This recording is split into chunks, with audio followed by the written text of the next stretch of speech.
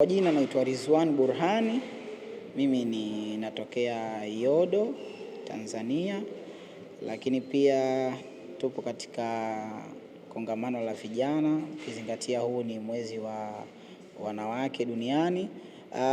Sisi matarajio yetu kama vijana, au mimi matarajio yangu kama vijana ni kuona wanawake wanapatiwa fursa kama ilivyo kwa wengine, lakini pia ukubwa wa majukwaa ya wanawake yanazidi kuwa mengi kwa sababu ya kutoa elimu kuhusu haki na usawa katika maendeleo ya jamii. Fursa nazozungumzia mimi kwa sababu imewekwa kwamba wanawake na wanaume fursa zinakuwa ni tofauti, lakini kwa sasa tunaona wanawake wanafanya kazi ambazo wanaume pia wanazifanya, au kuna baadhi ya fursa ambazo wanawake wanazifanya wanaume wengine wanashindwa kuzifanya.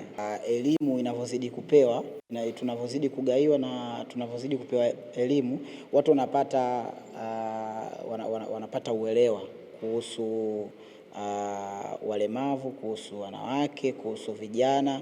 Nadhani dira ya 2050 itakuwa imeweka usawa katika kila kundi, katika kila nyanja, katika kila sekta.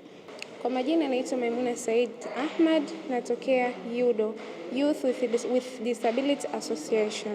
Matarajio yetu kwamba kutakuwa na mambo mengi mazuri na fursa nyingi, hususan kwa watu wenye ulemavu na jamii nzima, hususan sasa hivi wanawake tunapewa kipaumbele sana katika jamii. Kwa hiyo naamini kufikia 2050 kutakuwa na mambo mengi makubwa zaidi ambayo tutakuwa tumeshirikishwa, pia hata watu wenye ulemavu. Wameandaa jukwaa kwa ajili ya vijana na watu wenye ulemavu kwa ajili ya kujadiliana masuala muhimu yanayohusu ufikiwaji kama kuelekea katika dira ya 2050. Kama mnavyofahamu, maadhimisho ya siku ya wanawake duniani mwaka huu yana kauli mbiu inayosema haki na usawa kwa wanawake na wasichana, msingi jumuishi kufikia dira yetu ya mwaka 2050. Sasa katika dira hii pia kuna malengo ambayo yanahitaji utekelezaji wake kwa makundi yote katika jamii. Ndio maana sisi kama TGNP tumeandaa jukwaa hili ili vijana wapate fursa ya kuzungumza, kujadiliana na kuuliza maswali kwa yale ambayo wanataka kuyafahamu. Tumeshirikiana na Wizara ya Vijana, lakini pia tumeshirikiana na wenzetu wa Sightsavers, tumeshirikiana na ofisi ya Waziri Mkuu.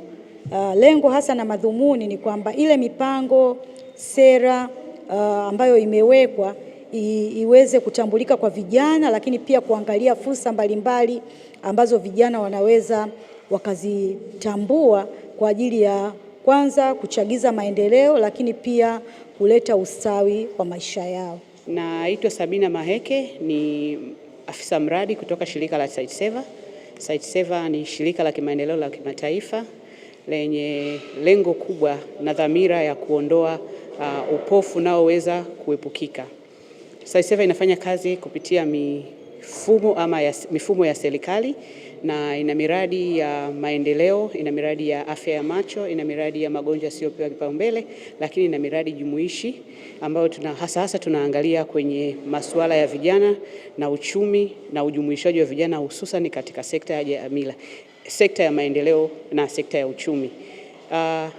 Kwa kufanya hayo, Sightsavers inafanya kazi na wadau mbalimbali hapa Tanzania. Kama nilivyosema, mdau wa kwanza ni serikali, lakini kupitia mradi ambao tunao hapa leo uliotuleta hapa, ambao unatuweka kuweza kukaa katika jukwaa hili la vijana, hususan wakati huu ambapo tuko kwenye maadhimisho ya siku ya wanawake duniani.